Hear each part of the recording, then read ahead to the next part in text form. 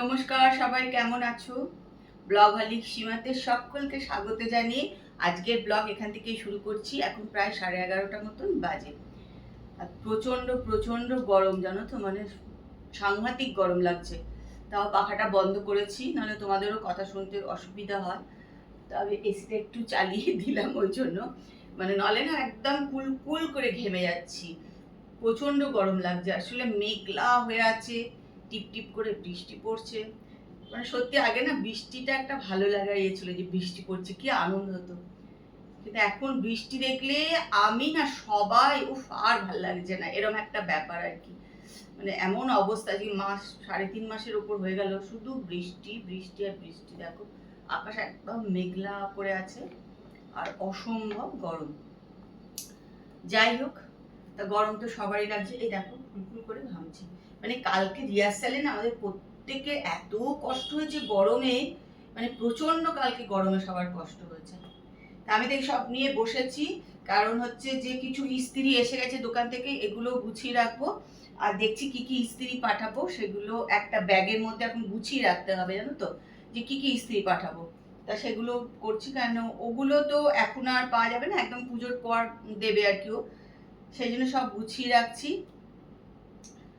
আর পুজোর কদিনেরও আমি গুছিয়ে রাখি, কেন বলতো, তখন এত তাড়াহুড়ো থাকবে যে কোথায় ব্লাউজ কোথায় কি খোঁজার সময়ই থাকবে না আমার। মানে সকালবেলায় ঠাকুরের ওখানে যেতে হবে বলে, তা সেগুলো এক জায়গায় করে এখন রেখে দেবো। তা চলো তোমরা কিন্তু আমার সঙ্গে থাকো আর ব্লগটা দেখতে থাকো। আর সকালবেলায় মানে এইসব কাজকর্ম করতেই চলে যাচ্ছে, আর সারা সন্ধে থাকছি বাড়ির বাইরে, যার জন্য ঠিকঠাক করে একদমই আমি ব্লগ করতে পারছি না। রিহার্সালে গিয়ে কোনো ব্লগ করা যায় না আর কি, বিশেষ করে নাটকের রিহার্সালে একদমই যায় না। তার মধ্যেও আমি যেটুকু পারি সেটুকু তোমাদের সঙ্গে কিন্তু শেয়ার করি, এই আর কি। যাই হোক চলো, এখন এগুলো সব গোছগাছ সব করে নিই। আর আজকে আমি দেখলাম এখন আমি যদি কিছু নিয়ে বসি খেতে অসুবিধা, ওই জন্য একটুখানি হরলিক্স করে নিয়ে চলে এসেছি, এটা খাবো আর এগুলো সব গোছগাছ করে নেবো। এখন কি মনে হচ্ছে বলো তো, এই দিনটা কি ছোট হয়ে গেছে, কি তাড়াতাড়ি চলে যাচ্ছে। এই 3টে বেজে গেল, এই 5টা বেজে গেল, এই 7টা বাজলে উঠে ছুটে রিহার্সালে যেতে হবে। বলেছে না এই যে দিনটা তো ছোট হয়ে গেছে আমাদের কাছে যেন এখন। আর অন্য সময় কি হয় বলো তো, মনে হয় ইস বাবা দিনই কাটে না, পুজোর পরেই এটা হবে আর কি। এখন মনে হচ্ছে যে ইস কত দিন ছোট লাগছে, মানে সময় পাচ্ছি না, বেলা হয়ে যাচ্ছে আর কি, এরকম। যাই হোক চলো এগুলো করে নি, তারপরে আসি তোদের সঙ্গে আবার কথা বলতে। দেখো পাড়ায় আলো দেওয়া শুরু হয়ে গেছে, আর ওইদিকে প্যান্ডেল হচ্ছে। আমার বাড়ির দুপাশে দুটো পুজো।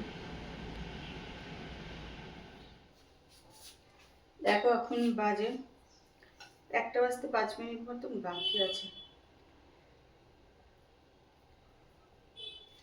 এখন নিয়ে নিয়েছি দই, এই যে গুড় নিয়ে এলাম, দই আর গুড় এটাই খেয়ে নেবো।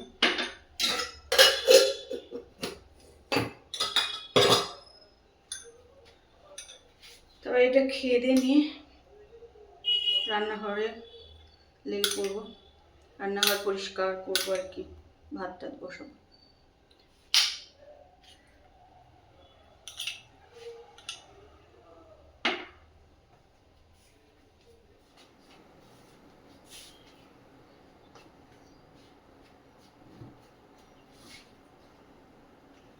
চলো চলে এসেছি রান্নাঘরে, এনে ভাত বসিয়ে দিয়েছি।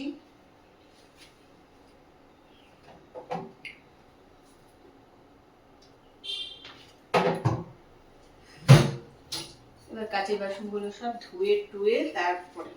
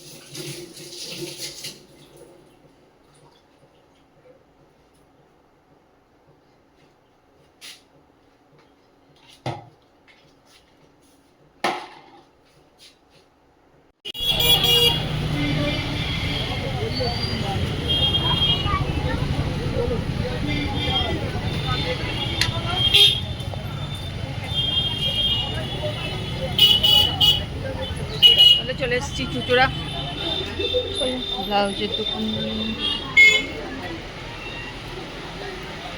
অনেকদিন পর এলাম। হ্যাঁ, মানে সাদা ব্লাউজ লাল দিয়ে কাজ করা একটু কিছু।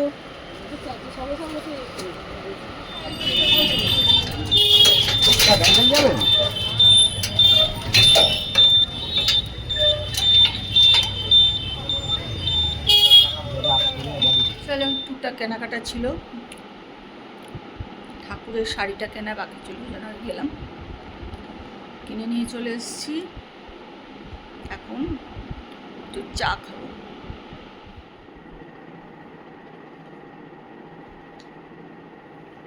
দেখো তাপসের চলে এসছে আর একটা পাঞ্জাবি। আগে পাঞ্জাবিটা একটু ছোট হয়েছে, ওই জন্য এটাকে চেঞ্জ করা হয়েছে।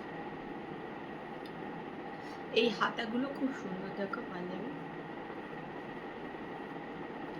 এটা বৌমা পাঠিয়েছে,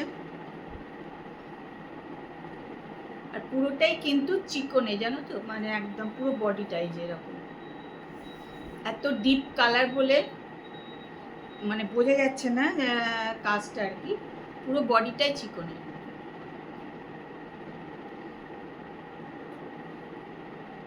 তারপর সেটা একদম প্রচন্ড পছন্দ হয়েছে।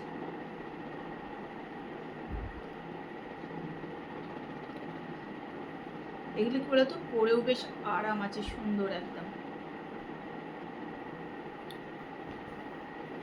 আর এই দেখো জামা কাপড় সব তুলে নিয়ে এলাম। এবার এগুলো বসে বসে ভাঁজ করবো আর একটু বসে বসে টিভি দেখি আর কি। চুজোতে গেছিলাম, টুকিটাকি যা কেনাকাটি ছিল করে নিয়ে চলে এসেছি।